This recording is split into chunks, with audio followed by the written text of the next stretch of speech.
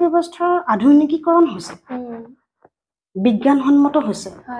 আগতেও হৈছিলে কিন্তু আগতকে এতিয়া সুবিধা হয় ন ছাত্ৰ ছাত্ৰীসকলে এতিয়া যিখিনি সুবিধা পাইছে আমি পঢ়ি থকা দিনত আমি পোৱা নাছিলো এতিয়া ধৰি লোৱা আমি যেনেদৰে সন্মান কৰিছিলো সেইটো যেন আজিকালি ক'ৰবাত অকণমান কমি গৈছে এনেকুৱা অনুভৱ হয় মই সুধিব বিচাৰিছো যে লেখকৰ যিখিনি মনৰ ভিতৰৰ বেদনা বা মনৰ ভিতৰত থকা কিছুমান আঘাত যেতিয়া লেখনিৰ জৰিয়তে প্ৰকাশ পায় সেইটো আনেতো বাৰু লেখনি হিচাপেই পঢ়ে কিন্তু এনেকুৱা আপোনাৰ কিবা আছে নেকি পৃথিৱীৰ কোনো নথকাকৈ কাৰো সহায়ৰ হাত নোহোৱাকৈ যেতিয়া এগৰাকী নাৰী থিয় হ'ব নহয় তেওঁক কিন্তু সহজে কোনেও হিলাব নোৱাৰে আৰু সেই বস্তুটোৰ কাৰণে সেই মুহূৰ্তটোৰ কাৰণে বা সেই সময়খিনিৰ কাৰণে এগৰাকী নাৰীৰ সাহসৰ অত্যন্ত প্ৰয়োজন কেইটামান ভিউজৰ কাৰণে নিজৰ শৰীৰটো উলংঘ কৰি ভিডিঅ' এটা সামাজিক মাধ্যমত প্ৰকাশ কৰি দিয়া বা বিয়পাই দিয়া সেই নাৰীসকল জধামূৰ্খ আৰু নাৰীৰ নামত কলংক জীৱনৰ এটা ডাঙৰ দোষ মই ধুনীয়া নোহোৱাটো মোৰ জীৱনৰ আটাইতকৈ ডাঙৰ দোষ আৰু মই যে ধুনীয়া নহয় এই বিষয়টোক লৈ এদিন মোৰ মানুহজনে মোক কৈছিলে যিমান মহিলাই মোৰ হয়তো চাব ন অনুষ্ঠানটো যিসকল মহিলা মানসিকভাৱে এতিয়াও ভাগি আছে তেখেতসকলক কৈছোঁ সাহসী হওক ভাগি নপৰিব জীৱনটো নিজৰ আমিতো পৃথিৱীলৈ আহোঁতে কাৰো ওপৰত নিৰ্ভৰ কৰি অহা নাই আমি স্বনিৰ্ভৰশীল হ'বলৈ চেষ্টা কৰোঁ আহক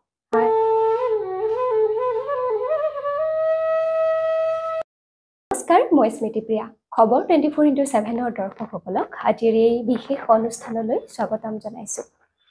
শিক্ষকতাৰ দৰে পবিত্ৰ বৃত্তিৰ লগত জড়িত হৈ তাৰ সমান্তৰালকৈ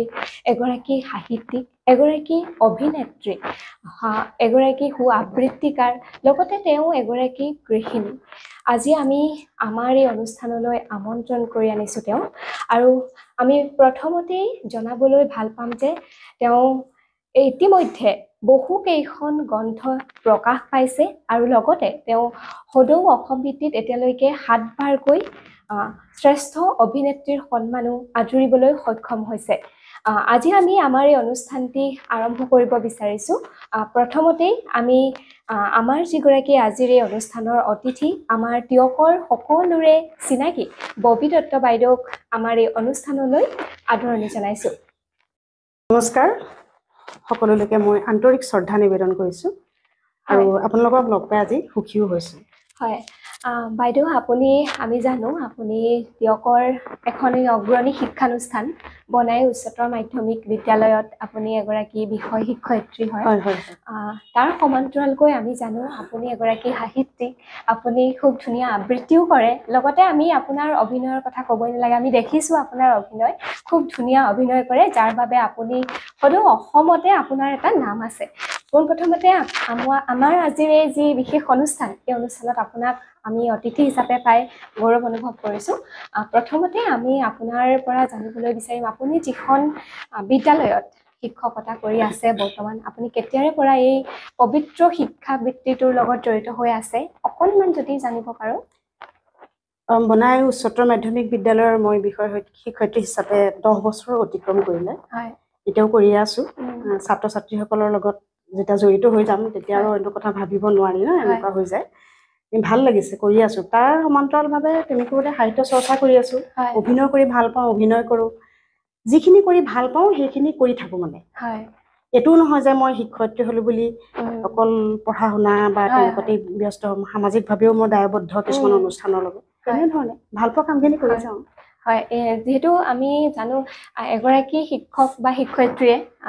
ৰাতিপুৱাই ওলাই যাব লাগে যেহেতু আপুনি এইটো এগৰাকী নাৰী প্ৰথমতে আপুনি নিজৰ ঘৰখনৰ দায়িত্ব পালন কৰিব লাগে তাৰ পিছত আপুনি ওলাই যাব লাগে কিন্তু তাৰ সমান্তৰালকৈ ইমানখিনি কাম একেলগে কেনেধৰণে কৰি আছে আৰু আমি জানো যে আপুনি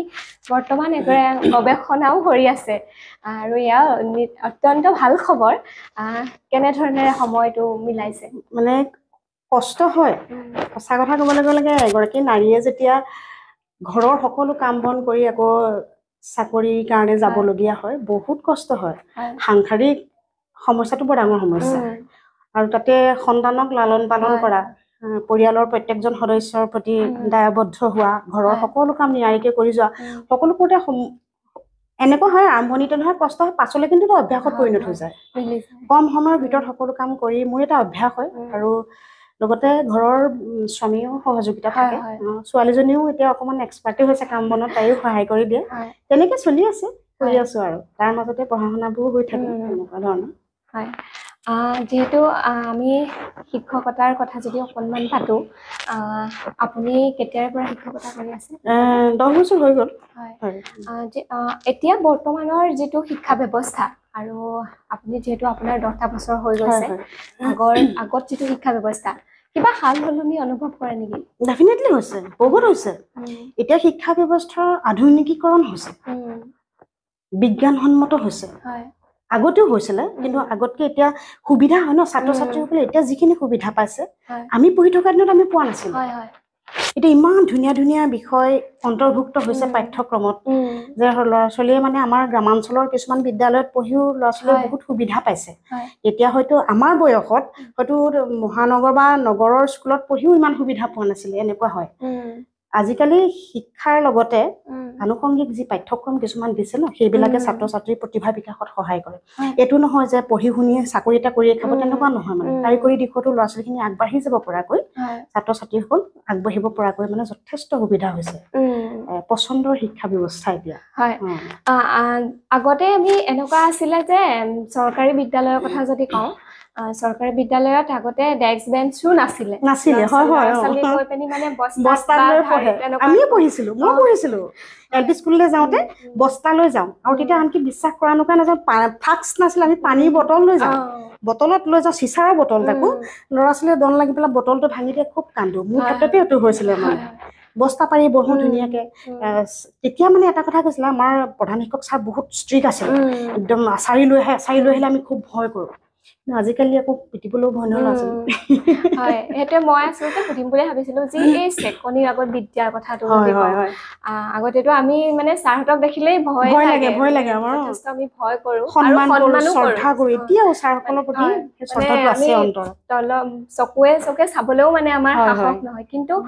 অকণমান যেন বৰ্তমান ছাত্ৰ ছাত্ৰীসকলৰ মাজত সেই যিখিনি শ্ৰদ্ধা সন্মান মই সকলোৰে ক্ষেত্ৰত বুলি ক'বলৈ নাযাওঁ কিন্তু কোনোবা ক্ষেত্ৰত কেতিয়াবা শিক্ষকে যদি ভালৰ কাৰণেও কয় আগতে যদি আমাক মানে ভাল যদি আমাৰ ভুল নাথাকিলেও যদি আমাক ছাৰহঁতে কিবা কয় আমি কিন্তু সেইটোতে মানে শলাগি থওঁ কিন্তু বৰ্তমান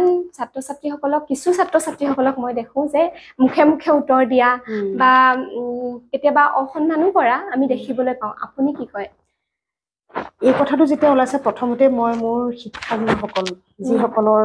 জ্ঞানৰ দ্বাৰা মই আজি ইমানজনী গৈছোঁ মই তেখেতসকলে একদম আন্তৰিক সেৱা আৰু শ্ৰদ্ধা জনাইছোঁ ছাৰ বাইদেউসকল য'তেই আছে মোৰ সেৱা গ্ৰহণ কৰক এতিয়া এনেকুৱা হ'ল সেইটো সময়ৰ শিক্ষা ব্যৱস্থা আৰু এতিয়া শিক্ষা ব্যৱস্থাৰ পাৰ্থক্যতাটো হৈছে কিন্তু গুৰু শিষ্যৰ সম্পৰ্কৰো পাৰ্থক্য ঘটিছে তেতিয়া আমি গুৰুৰ প্ৰতি আমাৰ যিটো শ্ৰদ্ধা আন্তৰিকতা ভয়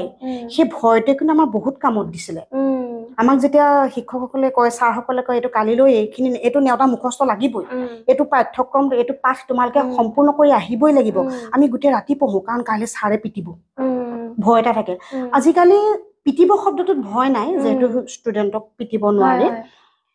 তাৰ লগে লগে কি হৈছে তেওঁলোকে যিখিনি কৰিবলৈ দিয়া হয় তাৰ পৰা অলপ আঁতৰি যায় আৰু দ্বিতীয়তে শ্ৰদ্ধাটো একচুৱেলি এতিয়াও আছে কিন্তু পৰিৱেশৰ কাৰণে অলপ পৰিৱৰ্তন এটা হৈছে এইটো নোহোৱা নহয় ছাত্ৰ ছাত্ৰীসকলৰ আজিকালি উশৃংখলতাটো বৃদ্ধি হোৱা দেখা গৈছে যিটো এটা সময়ত নাছিলে এতিয়া তাৰ বাবে শিক্ষকসকলে ধৰি লোৱা আমি যেনেদৰে সন্মান কৰিছিলোঁ সেইটো যেন আজিকালি ক'ৰবাত অকণমান কমি গৈছে এনেকুৱা অনুভৱ হয় আমি চাইকেল এখন লৈ গৈ আছোঁ ছাৰক দেখিছোঁ আঁতৰতে চাইকেলখনৰ পৰা নামি দিছোঁ কিন্তু এইটো নহয় যে চাইকেলখনৰ পৰা নামিলেহে যে সন্মান প্ৰদৰ্শন কৰা হয় সেইটো নহয় কিন্তু আমাৰ অন্তৰত থাকে কাৰণে আমি নামি দিছোঁ কিন্তু এতিয়া দেখিছোঁ যে এনেকুৱাও হয় বহুতখিনি ল'ৰা ছোৱালী একেলগে আছে ৰৈ আছে ক'ৰবাত তাহাঁতৰ মুখৰ পৰা কেতিয়াবা বেয়া শব্দ ওলাই আহে কিন্তু তাহাঁতি সেইটো সময়ত পৰিৱেশটোত নাচায় যে কোনোবা ঈশ্বৰৰ শিক্ষক আছে নেকি বয়োজ্যেষ্ঠ কোনোবা আছে নেকি সেইটো নাচায় সেইটো কাৰণে কি বুলি ক'ম এতিয়া সমাজকে দুখ দিম নে অভিভাৱককে দুখ দিম আৰু এটা কথা তুমি সুধিছা যে এই যে এছাৰী আগত বিদ্যাটো আজিকালি এছাৰী আগত বিদ্যাটো ল'লে অলপ দিগদাৰ হয় ন আমাৰ অভিভাৱকসকলৰ এনেকুৱা হয়, বহুত অভিভাৱক আছে তোমাৰ তেওঁৰ সন্তানটোক যদি স্কুলত শিক্ষকে কিবা এটা কাৰণত দুচাত দিছিলে, দাগ বহিলে, আহি স্কুল পাই যাহি। মোৰ স্কুলতে হৈছে তেনেকুৱা কমপ্লেইন, স্কুলত দাগ পাই যাহি, আহি কিয় পিটিছে। কিন্তু এইটো কথা অভিভাৱকসকলেও বুজা উচিত যে এজন শিক্ষকে ষ্টুডেণ্টক এনেই নিপিতে, কিবা এটা নিশ্চয় বেয়া কৰিছে, আৰু ভাল কৰিবলৈ সেই ষ্টুডেণ্টজনৰ, সেই ছাত্ৰ বা ছাত্ৰীগৰাকী যাতে তেওঁৰ জৰিয়তে সেইটো ভুল দ্বিতীয়বাৰ নহওক, সেইকাৰণে দুই এচাট দিয়ে। আজিকালি নোৱাৰি দিব আৰু সেইটোৱে কি ক'ম তোমাক। হয়, আৰু মানে যেতিয়া ষ্টুডেণ্ট এজনক কেতিয়াবা অৱশ্যে এনেইটোতো কেতিয়াও শিক্ষকে আৰু মানে গালি দিলেও মই যিমানটো জানো ঘৰত গৈ পিনি সেই শিক্ষকগৰাকীৰ মনটো কেতিয়াও বেয়া লাগে। নাথাকে, নিজৰ সন্তানহে দিয়াচোন, ছাত্ৰ ছাত্ৰীবোৰ নিজৰ সন্তান ন আমাৰ। হয়, কিন্তু যিটো সময়ত তেওঁলোকে হয়তো বেয়া পায় ছাত্ৰ ছাত্ৰীসকলে, আমাক যদি ছাৰহঁতে সেইটো সময়ত আমাক গালি দিছিলে বা মাৰিছিলে, আমাৰ বেয়া লাগিছিলে, কিন্তু আমি পিছত অনুভৱ কৰিছো ডাঙৰ হলে বুজি পাব। কিন্তু সেই সময়ত হয়তো আমাক তেনেকুৱা কৰিলে কাৰণেহে আজি আমি এনেকুৱা হৈছো, এনেকুৱা অনুভৱ হয়। সেইটো সঁচা কথা দেই। অৱশ্যে আমি সময়ৰ লগতো মিলি যাব লাগিব, কিন্তু তাৰ মাজতে আমি ছাত্ৰ ছাত্ৰীসকলেও, বহু ছাত্ৰ ছাত্ৰী এনেকুৱাও আছে যিসকলে কিন্তু শিক্ষকসকলক সেই আগৰ দৰেই এতিয়াও সন্মান কৰে, শ্ৰদ্ধা কৰে। হয়, আমি আপোনাৰ সাহিত্য চৰ্চাৰ কথাও আমি পাতিম, যিহেতু আমি গম পাওঁ যে আপোনাৰ ইতিমধ্যে বহু কেইখন গ্ৰন্থ প্ৰকাশ হৈছে, আৰু ইতিমধ্যে আমি জানো, এতিয়া মোৰ গোটেইকেইখন গ্ৰন্থৰ মনত নাই, কিন্তু তথাপিও আপোনাৰ মুখেৰে যদি আপোনাৰ প্ৰকাশিত গ্ৰন্থসমূহৰ কথা অকণমান যদি জানিব বিচাৰো। মই লিখা মেলাটো কৰি থাকো, সেইটো জানাই, বিভিন্ন আলোচনী, বাতৰি কাকত বা এনেধৰণে। বিশেষকৈ কবিতা লিখি খুব ভাল পাওঁ, আমি দেখিছো কবিতা লিখি মই খুব ভাল পাওঁ। কবিতাৰ কিতাপ মোৰ এতিয়ালৈকে 9খন প্ৰকাশ হ'ল। আৰু জীৱনৰ প্ৰথম কাব্যগ্ৰন্থখন আছিলে শীতৰ সীমাদ্ৰী পোৱা। এতিয়া যদি মই সেই কিতাপখন পঢ়ো ন, মোৰ নিজৰে লাগে কবিতাবোৰ যেন বেয়া হৈছিলে, এনেকুৱা লাগে এতিয়া। আৰু তেনেধৰণে ধৰা মাটিৰ পৃথিৱীৰে মিঠা, তাৰপিছত প্ৰণয়ৰ নুপুৰ ৰাগিনী, সেইখন দ্বিভাষিক কাব্য সংকলন, ইংৰাজী আৰু অসমীয়া দুটা ভাষাতে আছে সেইখন। তাৰপিছত এজন ঈশ্বৰৰ মৃত্যুৰ প্ৰাৰ্থনা, এনেকুৱা ধৰণৰ আছে, কেইবাখনো আছে, 9খন হ'লগৈ মোৰ মুঠতে। আচলতে কবিতাটো লিখি কেলে ভাল পাওঁ মই নাজানো, মই কবিতা এটা লিখি পেলাই কিবা এটা যেন মানসিক শান্তি পাওঁ, এইটো সঁচা কথা। কবিতাটো নিৰ্মাণ হয়, কবিতাটো লিখাৰ পাছত আকৌ আমি তাত কিছুমান শব্দৰ গাঁথনি শুধৰাবলগীয়া হয়, নিৰ্মাণ হয় বুলি সেইকাৰণে কোৱা হয়। কিন্তু এটা কথা ঠিক, তোমাৰ আৱেগ অনুভৱে ক্ৰিয়া নকৰিলে কবিতা লিখিব নোৱাৰে। অনুভৱ কৰিবই লাগিব, তোমাৰ আৱেগে তোমাৰ হৃদয়খনত খুন্দিয়াবই লাগিব, তোমাৰ তেতিয়াহে কবিতাৰ সৃষ্টি হ'ব। এনেই যদি তুমি কবিতা এটা লিখো বুলি লিখা, সেইটো কিন্তু কবিতা ভাল নহ'ব, ঠৰঙা হ'ব বাক্যবোৰ, বা পাঠকৰ সমাজৰ লগত সেই যেন কবিতাৰ কথাখিনি যেন একাত্মবোধ কৰা নাই, সেই কবিতাটো যেন সাৰ্বজনীনতা লাভ কৰা নাই, এনেকুৱা লাগিব। সেই তেনেধৰণে সাহিত্য চৰ্চা কৰি থাকো, আৰু ৰিচেণ্ট কেইখনমান গ্ৰন্থ লিখি আছো, এখন উপন্যাস লিখি আছো, সম্পূৰ্ণ হোৱাগে নাই। মই ভাবিছো এই বছৰতে সেইখন সম্পূৰ্ণ কৰিম বুলি। আৰু এখন লিখি আছো মই হেৰিয়াৰ ওপৰত, আমাৰ ফকৰা যোজনাবোৰৰ ওপৰত এখন ৰিচাৰ্চ পেপাৰ টাইপত বনাই আছো, সেইখনো অসমাপ্ত হৈ আছে, টাইমটো দিব পৰা নাই, মানে মই এনেকুৱা শেষ হওঁ অৱস্থা। ভাবিছো এই বছৰতে সেই দুখন কাম কৰিম বুলি ভাবিছো, সম্পূৰ্ণ কৰিম। এনেই সততে আমি যদি কথা কওঁ লিখকৰ কথা, ময়ো কেতিয়াবা মাজে সময়ে লিখো, সেইকাৰণে মই অনুভৱ কৰিব পাৰো। লেখকে আনৰ অনুভৱটো মানে নিজে বুজি লিখিব পাৰে, মানে আনে কিবা এটা অনুভৱ কৰিলেও সেইটো লেখনিৰ জৰিয়তে প্ৰকাশ কৰিব পাৰে। কিন্তু লেখকৰ যিখিনি মানে অনুভৱ, নিজৰ অনুভৱখিনি, আৰু লেখনি নিজে এটা যেতিয়া লিখা হয়, তাত কিন্তু সেই লেখকজনৰো ছাঁটো থাকে। আৰু যদিহে লেখনি এটা যেতিয়া প্ৰকাশ পায়, আনেও পঢ়ি পিনি ভাল পায়, কিন্তু মই সুধিব বিচাৰিছো যে লেখকৰ যিখিনি মনৰ ভিতৰৰ বেদনা বা মনৰ ভিতৰত থকা কিছুমান আঘাত যেতিয়া লেখনিৰ জৰিয়তে প্ৰকাশ পায়, সেইটো আনেতো বাৰু লেখনি হিচাপেই পঢ়ে, কিন্তু এনেকুৱা আপোনাৰ কিবা আছে নেকি যিটো আপুনি লেখনিৰ হিচাপে প্ৰকাশ কৰে? আচলতে কোৱা যায় যে লেখকৰ বেদনা কোনেও অনুভৱ নকৰে। নহয়, কথাটো এনেকুৱা হয়, এজন সাহিত্যিকে যেতিয়া লিখে, উপন্যাসে হওক, গল্পই হওক, তেখেতৰ সাহিত্যিকজনৰ জীৱনাদৰ্শনটো প্ৰকাশ পায়। আমি আজি মহৎ গ্ৰন্থ যিমান পঢ়ো, যদি চাওঁ তেখেতসকলৰ জীৱনাদৰ্শনটো কম পৰিমাণে ক'ৰবাত থাকিবই তাৰমানে, আৰু তেতিয়াহে সাহিত্য গ্ৰন্থখনে সাৰ্বজনীনতা লাভ কৰিব, যেতিয়া গ্ৰন্থখনক পাঠকে তেওঁলোকক বিচাৰি পাব হয় হয় গতিকে এখন গ্ৰন্থৰ মাজত লেখকজনৰ জীৱনাদৰ্শন থকাৰ বাবেই পাঠকে সেইখিনি উপলব্ধি কৰিব পাৰে বিচাৰি পায় আৰু নিজৰ আনৰ বিষয়ে লিখিলেও বিশেষকৈ উপন্যাস গল্পৰ ক্ষেত্ৰত লিখিলেও এনেধৰণৰ হয় যে নিজৰ দুখখিনি সোমায় কৰবাত থাকে নিজৰ সেই অনুভৱখিনি নাথাকিলে সাহিত্য সৃষ্টি কৰিবলৈ অসুবিধা হ'ব লগতে জ্ঞানটোতো লাগিবই ন এটা বিষয় সম্পূৰ্ণৰূপে সৃষ্টি কৰাৰ ক্ষেত্ৰত জ্ঞানৰ প্ৰয়োজনটো থাকিবই কিন্তু তাৰ লগতে হৃদয়খন বৰ ডাঙৰ বস্তু সেই হৃদয়ৰ কথাবোৰ কিন্তু ক'ৰবাত থাকি যায় ক'ৰবাত সোমাবই তুমি কবিতা হওক গল্প হওক মানে উপন্যাস হওক যিয়ে নিলিখা হৃদয়ৰ কথাখিনি সোমাই থাকে মই তেনেদৰে ভাবো মানে হয় আপোনাৰ তেনেকুৱা কিবা মানে এনেকুৱা জীৱনত এনেকুৱা কিবা হৈ গৈছে যে আপোনাৰ সেই ঘটনাটোৱে বা আপোনাক লিখিবলৈ আৰু উৎসাহ কৰিছে এনেকুৱা কিবা আপোনাৰ আছে নেকি ডেফিনেটলি আছে মানে মই জীৱনটোত বহুত দুখত পৰিছিলোঁ মই ষ্ট্ৰাগল কৰিছোঁ লাইফটো বহুত ষ্ট্ৰাগল কৰিছোঁ যে মই নিজে মানে এতিয়া ভাবিলে চকু পানী ওলাই যায় মই ইমানেই সংগ্ৰাম কৰি আজি মই এটা স্তৰত উপনীত হৈছোঁহি আহি আৰু সেয়ে যেতিয়া সংগ্ৰাম কৰিছিলোঁ মই সম্পূৰ্ণ অকলশৰীয়া মই কাকো জানিবলৈ দিয়া নাছিলোঁ বা মই নিজে তাৰ পৰা সহায়ো পোৱা নাছিলোঁ আনকি ভাল পাই বেয়া পাই এইটো কথা নহয় এইটো অপ্ৰিয় হ'লেও সত্য যে মোৰ জীৱন সংগীয়েও মোক সেইটো সময়ত কিন্তু সহায় কৰা নাছিলে মই মানসিক যেতিয়া দুখত পৰিছিলোঁ মোৰ জীৱন সংগীয়েও মোক কিন্তু সহায়ৰ হাত আগবঢ়া নাছিলে বৰঞ্চ মই যিখিনি দুখ পাইছিলোঁ মই তেওঁৰ পৰা দুগুণে পাইছিলোঁ এইটো সঁচা কথা মই কথা ক'বলৈ ভয় নকৰোঁ সঁচাবোৰ ক'বলৈ ভয় নকৰোঁ মিছা নকওঁ এনেকুৱা হয় কিন্তু যেতিয়া দেখিলে যে মই অকলে থিয় হ'লোঁ অকলে যুঁজিলোঁ সংগ্ৰাম কৰি থিয় হৈ আজি কিন্তু মোক হিলাব ইমান সহজে নোৱাৰিব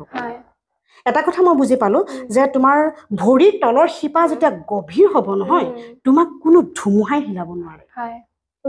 গতিকে নাৰীয়ে প্ৰত্যেকগৰাকী নাৰীয়ে ভৰিৰ তলৰ শিপা গভীৰ কৰিবলৈ চেষ্টা কৰা উচিত এতিয়া হিলাব নোৱাৰে দুখে বাৰুকে এজুলুকা দিলে বহুত ভুগিলোঁ বহুত দুখ পালোঁ মনৰ কষ্ট মানসিক অশান্তি এনেকুৱা হৈ গৈছিলে মোৰ জীয়াই থাকিবলৈ মন নোযোৱা হৈছে হয় আপুনি ইমান মানে এটা আপুনি এনেকুৱা স্তৰ অতিক্ৰম কৰি আহিছে যিটো স্তৰ আপুনি কৈছে যে সেই স্তৰে আপোনাক মানে সলাই পেলালে আপুনি আজি এই পৰ্যায় পাইছে সাহস দিলে মোক বহুত সাহসী কৰি দিলে এগৰাকী নাৰী যেতিয়া মানে কঠোৰ বাস্তৱৰ সন্মুখীন হ'ব যেতিয়া সংঘাতৰ সন্মুখীন হ'ব এটা কথা সঁচা তেওঁ কিন্তু বহুত সাহসী হৈ যায় পৃথিৱীৰ কোনো নথকাকৈ কাৰো সহায়ৰ হাত নোহোৱাকৈ যেতিয়া এগৰাকী নাৰী থিয় হ'ব নহয় তেওঁক কিন্তু সহজে কোনেও হিলাব নোৱাৰে আৰু সেই বস্তুটোৰ কাৰণে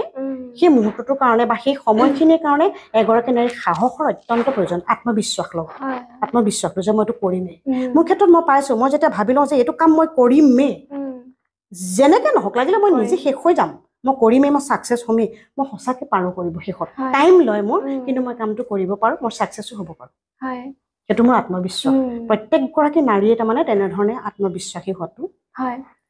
প্ৰয়োজন দৰকাৰ হয় আজিকালি হয় বহু সময়ত আমি দেখোঁ এনেকুৱা হয় যে বহু নাৰী নিৰ্যাতিত হয় আমি দেখিছোঁ যে হঠাতে বহু ঘটনা ঘটিয়ে থাকে এনেকুৱা নহয় যে কেৱল নাৰীয়ে নিৰ্যাতিত হয় এনেকুৱাও নহয় পুৰুষো হয় আমি কিন্তু নাৰীসকল বেছিকৈ হোৱা আমি দেখিবলৈ পাওঁ ধৰ্ষণেই হওক বা বিয়া হোৱাৰ পিছতেই হওক বা কিছু বিভিন্ন ক্ষেত্ৰত আমি দেখোঁ যে নাৰীসকল নিৰ্যাতিত হৈ থাকে আপুনি কি ভাবে যে এই যিসকল নাৰী নিৰ্যাতিত হৈ থাকে কিন্তু বহুতে মাত মাতে বহুতে মাত নামাতে সহ্য কৰি থাকে আপুনি কি ক'ব সেইসকল নাৰীক যিসকলে মানে সহ্য কৰি থাকে তেওঁলোকক আপুনি কি ক'ব কিমান দিন সহ্য কৰিব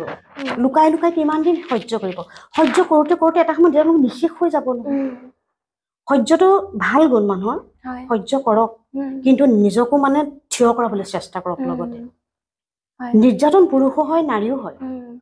সেই নিৰ্যাতন নোহোৱাৰ ব্যৱস্থাটো কৰিবলৈ চেষ্টা কৰক আজি যিটো কাৰণত নিৰ্যাতন হৈছে সেই কাৰণটো মষিমূৰ কৰিবলৈ চেষ্টা কৰক আৰু সেইকাৰণে নাৰীসকল শিক্ষিত হোৱা উচিত নাৰীসকল শিক্ষিত হ'ব লাগে সাহসী হ'ব লাগে আৰু এই যে তুমি ক'লা ধৰ্ষণৰ দৰে তাৰ কাৰণে কিন্তু নাৰীও জগৰীয়া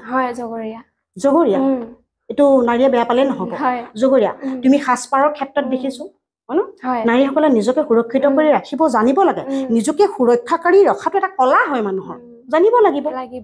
তেওঁলোকৰ উশৃংখল অৱস্থাটোৰ কাৰণেতো আজিকালি তেওঁলোক বিপদত পৰিছে তেওঁলোকে যদি উশৃংখল নহয় সেই বিপদটোতো নিশ্চয় নাহিব আৰু আমি বৰ্তমান সময়ত দেখিছো যে সামাজিক মাধ্যম যেতিয়াৰ পৰা অলপমান বেছিকৈ চৰ্চা হ'বলৈ লৈছে তেতিয়াৰ পৰা আমি ফেচবুকটো মানে আমি খুলিবই নোৱাৰি খুজতে খুলিব নোৱাৰো নেগেটিভ মানে নিউজে বেছি আৰু মানুহৰ আগত আমি মানে ফেচবুকটো খোলাৰ আগত মানে চাব লাগে ওচৰত কোনোবা আছে নেকি ইমানেই মানে নিগেটিভিটিটো আহিছে আৰু লগতে কিছুমান মহিলা বিশেষকৈ পুৰুষৰ কথাটো নকওঁ কিন্তু কিছুমান মহিলা সাজ পোছাকৰ ক্ষেত্ৰতে দেখিছো আপুনি মানে খুলি পেনি চাব বেয়া লাগে ইমান মানে বেয়াকৈ তললৈ নামি গৈছে আৰু সেই যিসকল মহিলাই এইবিলাক কাম কৰি আছে তেওঁলোকৰ কাৰণে কিন্তু গোটেই নাৰী সমাজে কিন্তু জগৰীয়া হোৱা নিচিনা হৈছে কাৰণ আমি সামাজিক মাধ্যমটো বহুতে কিন্তু বহু ভাল ক্ষেত্ৰত ব্যৱহাৰ কৰে হয় কিন্তু বৰ্তমান আমি দেখিছো যে এই যিসকল মহিলাই ৰিলছৰ ক্ষেত্ৰতেই হওক বা ফটো কিছুমান বেয়াকৈ সাজ-সজ্জা দিয়ে হওক আপুনি কি ভাবে যে এই সামাজিক মাধ্যম বেছিকৈ ব্যৱহাৰ কৰাৰ ফলত নাৰীসকল এই একাংশ নাৰী বেয়া পথলৈ গৈ আছে সামাজিক মাধ্যমটো ব্যৱহাৰ কৰাৰ কাৰণে নহয়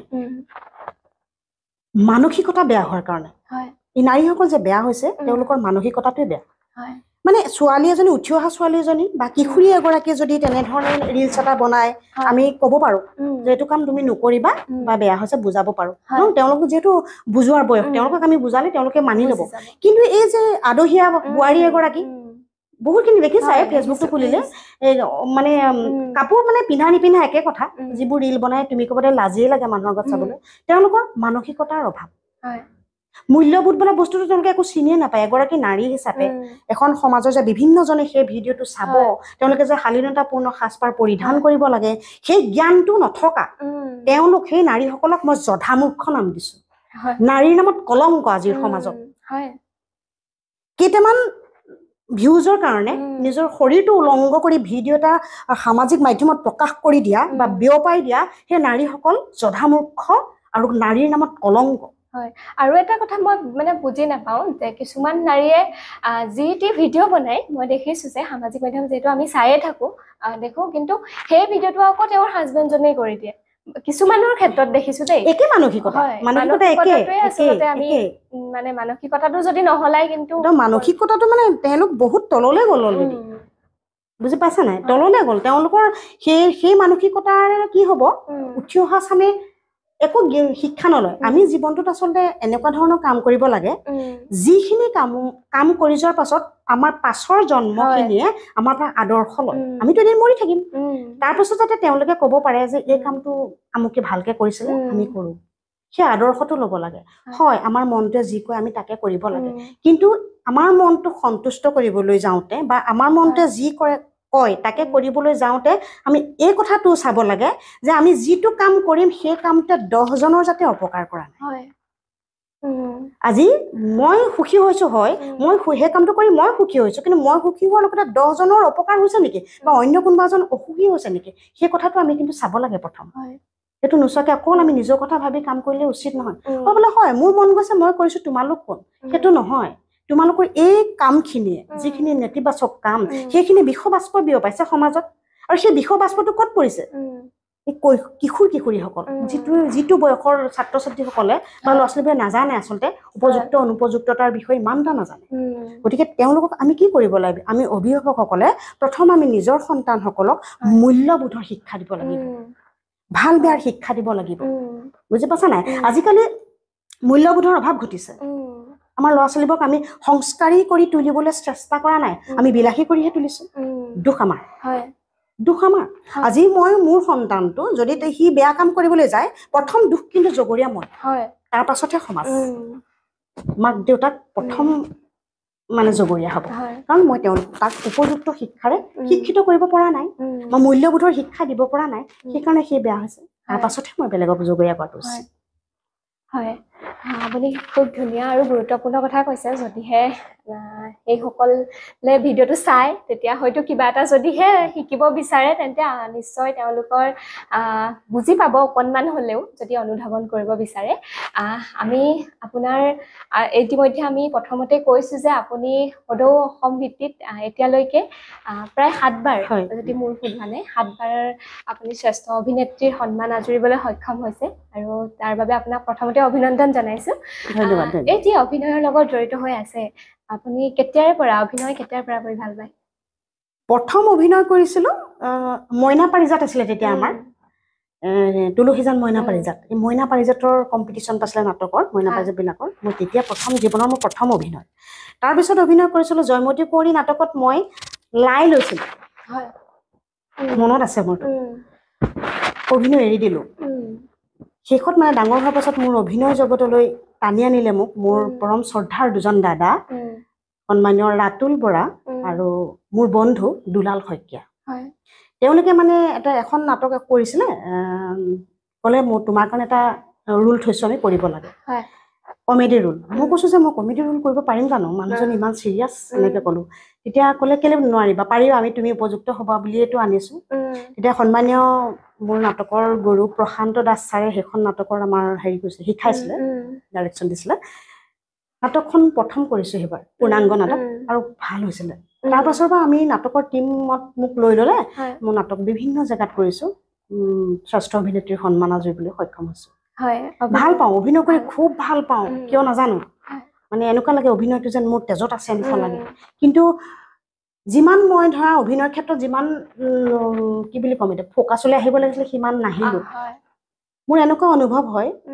অভিনয়ৰ ক্ষেত্ৰত যেন সৌন্দৰ্যৰ এটা প্ৰশ্ন আহি পৰে বহুত ক্ষেত্ৰত মানে ধৰা ধুনীয়া নহ'লে যেন অভিনয় কৰিব নোৱাৰি এইবোৰ মোৰ বাস্তৱভাৱে মই পোৱা অভিজ্ঞতা কিছুমান তাৰপাছত মই অকণমান অভিনয়ৰ বিষয়টোৰ পৰা আঁতৰি আহিলোঁ লিখা মেলাত বেছিকৈ লাগি গ'লোঁ এতিয়াও মই কৰোঁ এতিয়াও মই অভিনয় কৰোঁ মই ধুনীয়া নহয় সেইটোতো মোৰ জীৱনৰ এটা ডাঙৰ দুখ মই ধুনীয়া নোহোৱাটো মোৰ জীৱনৰ আটাইতকৈ ডাঙৰ দুখ আৰু মই যে ধুনীয়া নহয় এই বিষয়টোক লৈ এদিন মোৰ মানুহজনে মোক কৈছিলে আৰু যিটো কথা মোৰ জীৱনৰ আটাইতকৈ ডাঙৰ দুখ থাকি গ'ল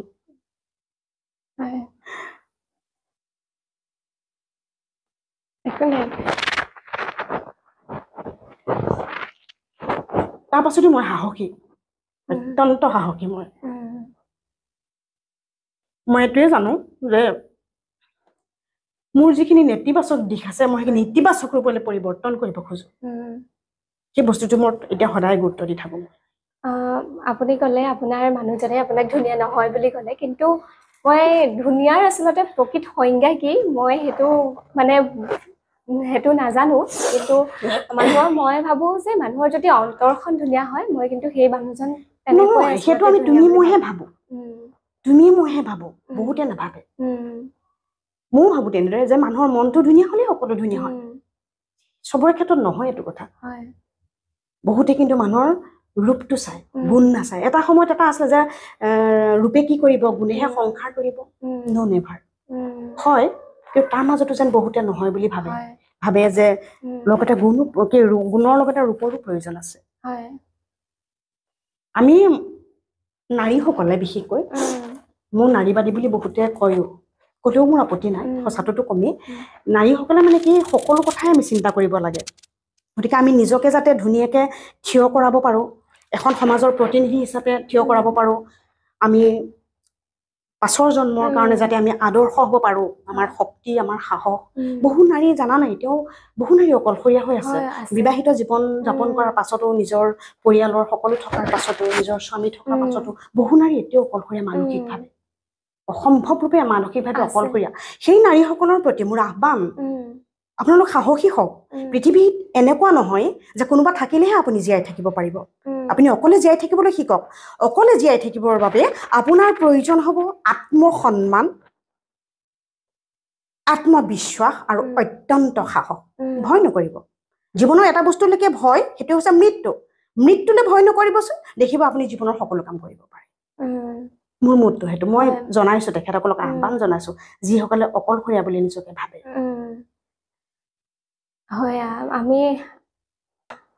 আমি আচলতে এই যি আপোনাৰ লগত কথা পাতি আমি বুজিব পাৰিছোঁ আপোনাৰ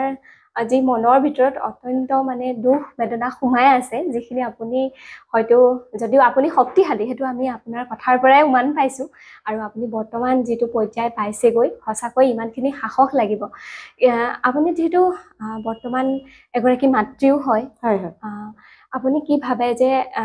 এগৰাকী নাৰীয়ে যেতিয়া বিয়া হৈ আহে তাৰপিছত তেওঁ নিজৰ যিগৰাকী জীৱন সংগী সম্পূৰ্ণ তেওঁৰ ওপৰতে বিশ্বাস আস্থা ৰাখি পিনি তেওঁ বিয়া হৈ আহে যিহেতু এখন ঘৰখনৰ বাকী পৰিয়ালসকল যিহেতু তেওঁলোকৰ লগত থাকিব কিন্তু মই ভাবো মূল মানুহজনেই কিন্তু মূল তেওঁৰ যিগৰাকী জীৱনসংগী তেওঁই শেষলৈকে থাকিব লাগিব কিন্তু যেতিয়া আপুনি যিহেতু কৈছে আপোনাৰ জীৱনসংগী যদি তেনেকৈ কেতিয়াবা আপোনাক অন্তৰত দুখ লগাকৈ কেতিয়াবা কিবা কয় আপুনি কি ভাবে যে নাৰীয়ে বিবাহ কৰাৰ পিছত কেনেধৰণে আচলতে এই যিখিনি সংসাৰৰ নিয়ম কানুন কেতিয়াবা কিন্তু নিয়ম কানুনৰ বাবেও বহু নাৰীয়ে ভয়ত আচলতে বহু প্ৰতিবাদ নকৰে থাকে বা এনেকুৱাও মই বহু দেখিছো বহু ছোৱালী এনেকুৱা হয় বিয়াৰ পিছত অত্যাচাৰ হৈ থাকে কিন্তু ছোৱালীজনীৰ ঘৰখনেও মাক দেউতাকেও আনকি এনেকৈ কয় হ'ব একো নাই তই তেনেকৈ থাকছো কিন্তু বহু মাক দেউতাকেও কিন্তু ছোৱালীজনীক মানে আমি সহযোগিতা কৰা নেদেখো বহুত আছে এনেকুৱা উদাহৰণ আপুনি কি ভাবে এই যি মানে কি কব সমাজলৈ ভয় কৰে আচলতে ছোৱালীজনীক মাক দেউতাকেও সেইটো সময়ত সমৰ্থন নকৰা মূল কাৰণ সমাজলৈ ভয় কৰে যে মোৰ ছোৱালীজনী ঘূৰি ঘৰত আছে সেয়াই মানে ছোৱালীবোৰ ঘূৰি ঘৰত থকাটো এটা বুজা ছোৱালীবোৰ সেইকাৰণে ছোৱালীবোৰে নিজকে এনেকুৱা ধৰণে পৰিণত কৰি ল'ব লাগে যে তাহাঁতি কাৰো বুজা নহয় নাই মাক দেউতাকৰ বুজা নাই স্বামীৰ বুজা নাই সন্তানৰ বুজা কাৰো বুজা হ'ব নালাগে আত্মনিৰ্ভৰশীল হওক নিজৰ ওপৰত নিজে থিয় দিয়ক নিজে ইনকাম কৰিবলৈ শিকক সকলো জ্ঞান আয়ত্ব কৰিবলৈ শিকক তুমি ঠিকেই কৈছা মোৰ কোনো বহুত নাৰী আছে এনেকে ভুগি থকা আছে কিন্তু সকলোতো সাহসী নহয় দিয়াচোন ভয় কৰে সমাজলৈ ভয় কৰে বা বহুতে এনেকুৱা হয় স্বামীৰ লগত থাকিলেও অশান্তিত থাকে মনৰ অশান্তিত কিন্তু সন্তানৰ মুখলৈ চাই পেলাই একেলগে থাকে কিন্তু সেই নাৰীগৰাকী তিলকে মৃত্যু হৈ থাকে মানসিকভাৱে মৰি যায় সেই কথাটো কিন্তু কোনেও উপলব্ধি কৰিব নোৱাৰে বহুত নাৰী আছে তেনেকুৱা সেই নাৰীসকলে বাস্তৱলৈ ঘূৰি আহক এই যে ভুগি থকা হেতু তাৰ এইটো কথা নহয় যে তেওঁ ওলোটাই কাৰোবাক অত্যাচাৰ কৰিব সেইটো নহয় আমাক বিয়া দিছে এঘৰ পৰিয়ালে এগৰাকী ছোৱালীক বিয়া দিয়ে ঘৰৰ সকলো মাক দেউতাক বংশ পৰিয়াল এৰি থৈ ইটো পৰিয়াললৈ গুচি যায় স্বামীৰ ওচৰলৈ গুচি যায় তেওঁলোকৰ মাক দেউতাককো মানুহজনৰ মাক দেউতাককো আমি নিজৰ মা দেউতা বুলি ভাবিব লাগিব তেখেতসকলৰ প্ৰতি আমাৰ যিটো দায়িত্ব কৰ্তব্য আমি সেইটো পালন কৰিব লাগিব আমি তাত বাধা কৰাটো উচিত নহয় কাৰণ মোৰ নিজৰ মা দেউতাৰ প্ৰতি মোৰ যিটো মৰম আন্তৰিকতা দায়িত্ব সেই দায়িত্বটো ময়ো মোৰ মানুহজনৰ মা দেউতাৰ প্ৰতিও পালন কৰিব লাগিব কিন্তু তাতো এটা কথা আছে যে সেই মানুহকেইজনেও আকৌ তোমাক নিজৰ ছোৱালীৰ দৰে ল'ব লাগিব তেতিয়াহে পাৰিব কাৰণ সম্পৰ্কবোৰ তেনেকুৱা হয় ন ইটোৰ লগত ইটো জড়িত হৈ থাকে মৰম স্নেহ প্ৰেম আমি এৰা ধৰাৰ মাজেদি সংসাৰখন আমি ধুনীয়াকে চলাই যাব লাগিব আমি আমাৰ নিজৰ দায়িত্ব কৰ্তব্য দায়বদ্ধতাৰ কথা চিন্তা কৰিব লাগিব আৰু সন্তানসকলক আমি কেনেদৰে ডাঙৰ কৰোঁ কেনেকৈ উপযুক্ত শিক্ষা দিওঁ সুশিক্ষাৰে সংস্কাৰী কৰি কেনেদৰে গঢ়ি তোলোঁ সেইটো আমাৰ দায়িত্ব হ'ব প্ৰত্যেকগৰাকী নাৰী বা প্ৰত্যেকজন পুৰুষে যেতিয়া তেনেদৰে সংসাৰ চলায় চব ধুনীয়া হ'ব চাবাচোন ভাল লাগি যাব তেতিয়া অলপমান মানে দুইজনেই এডজাষ্টমেণ্টটো কৰিব লাগিব অকল এগৰাকীয়ে যে এৰি ত্যাগ কৰি থাকিব সেইটোতো নহয় দুইজনে কৰিব লাগিব আৰু ইয়াত চৰিত্ৰগত কথাটো আহে কিন্তু চৰিত্ৰগত কথা মানে এনেকুৱা হয় যে স্বামীজনেও এনেকুৱা কাম কৰিব নালাগে যিটো কামৰ কাৰণে পত্নী দোষী হয় পত্নীও এনেকুৱা কাম কৰিব নালাগে যিটো কাৰণে স্বামী দোষী হয়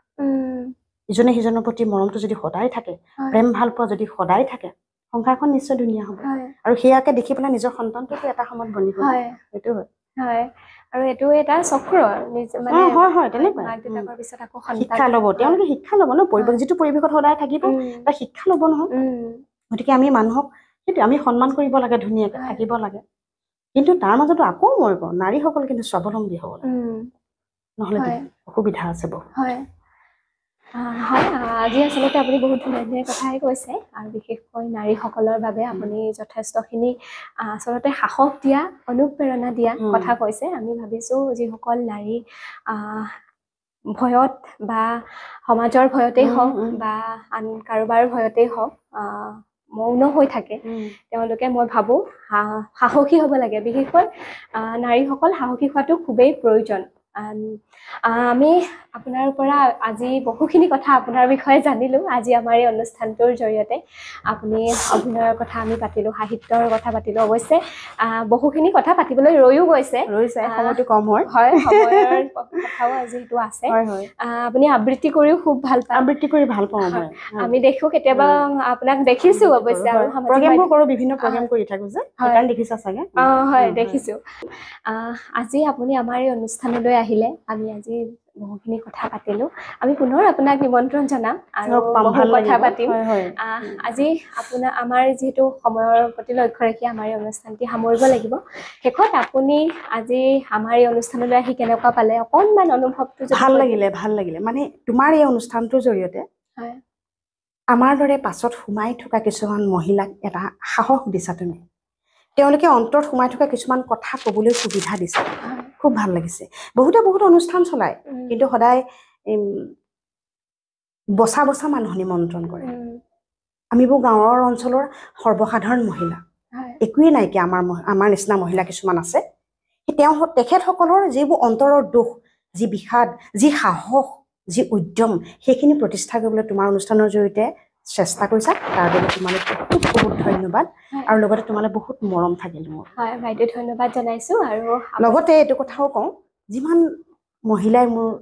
হয়তো চাব ন অনুষ্ঠানটো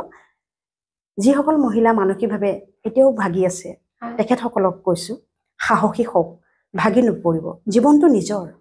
আমিতো পৃথিৱীলৈ আহোঁতে কাৰো ওপৰত নিৰ্ভৰ কৰি অহা নাই আমি স্বনিৰ্ভৰশীল হ'বলৈ চেষ্টা কৰোঁ আহক হয় খুব ধুনীয়া কথা কৈছে আৰু ময়ো এগৰাকী নিজেও যেহেতু এগৰাকী নাৰী হিচাপে ময়ো ভাবো সেইটো কথা তুমি স্বনিৰ্ভৰশীল নাৰী হয় ভাল পাওঁ মই তেনেকুৱা নাৰী হয় প্ৰত্যেকগৰাকী নাৰী আচলতে সাহসী হ'ব লাগে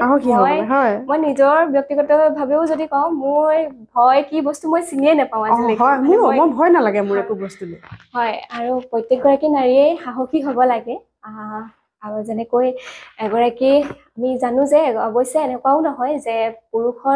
পুৰুষসকলেও সাহসী হ'ব লাগে পুৰুষসকল অৱশ্যে যথেষ্ট সাহস আছে কিন্তু নাৰীসকলহে অৱশ্যে সমাজৰ বিশেষকৈ সমাজৰ ভয়তে আমি নাৰীসকল মনে মনে থকা দেখিবলৈ পাওঁ সমাজলৈও ভয় কৰিব নালাগে যদি তুমি ভুলেই কৰা নাই সমাজলৈ কিয় ভয় কৰিবা ভুল কৰিলেহে ভয় কৰে গতিকে আমি ভুল নকৰো আকৌ আহাচোন আমি নাৰীসকলে ভুল নকৰো আমি সমাজত এনেকুৱা ধৰণৰ কাম কৰো যিটো কাৰণে সমাজৰ ভাল হয় উন্নতি হয় ইতিবাচক দিশত কাম কৰো এটা ভয় কৰিবলগীয়া একো নাই হয় তুমি ভাল কাম কৰিবলৈ যাওঁতে বদনাম গাবই গাওক না বদনাম তোমাৰ বিবেকে কৈছে নহয় যেতিয়া আমাৰ বিবেকে ক'ব যে এই কামটো কৰা উচিত এই কামটো তোমাৰ দহৰ উপকাৰ কৰিব গতিকে সমাজে কিমানে গাই থক তুমি সেই কামটো কৰিবলৈ আগবাঢ়ি যোৱা হয় হয় আজি আমি আমাৰ এই অনুষ্ঠানটি আপোনালোকৰ বাবে আগবঢ়াই দিলো দিয়কৰ আমাৰ এই অনুষ্ঠান আচলতে আমি চেষ্টা কৰিছোঁ আমাৰ যি এই অনুষ্ঠান আমাৰ এই চেনেলৰ যোগেদি আমি কেৱল মাত্ৰ আমি যিসকলৰ অনবৰতে প্ৰচাৰৰ তেওঁলোকে ইতিমধ্যে থাকে তেওঁলোককে আমি আনিবলৈ চেষ্টা কৰা নাই যিসকল আচলতে প্ৰচাৰ বিমুখ হৈ থাকে তেওঁলোকে বহু কাম কৰি আছে অথচ বহুতে নাজানে আমি তেওঁলোকক চেষ্টা কৰিছোঁ আমাৰ এই চেনেলটোৰ জৰিয়তে এখন মঞ্চ দিবলৈ আশা কৰিছোঁ আমাৰ এই অনুষ্ঠানটো আপোনালোকে চাই ভাল পাব আজি আমাৰ এই অনুষ্ঠানলৈ বাইদেউ আহিলে যথেষ্ট ভাল লাগিলে আৰু মই স্মৃতিপ্ৰিয়াই এই অনুষ্ঠানটিৰ পৰা আজি বিদায় লৈছোঁ ধন্যবাদ সকলোলৈকে ধন্যবাদ জ্ঞাপন কৰিছোঁ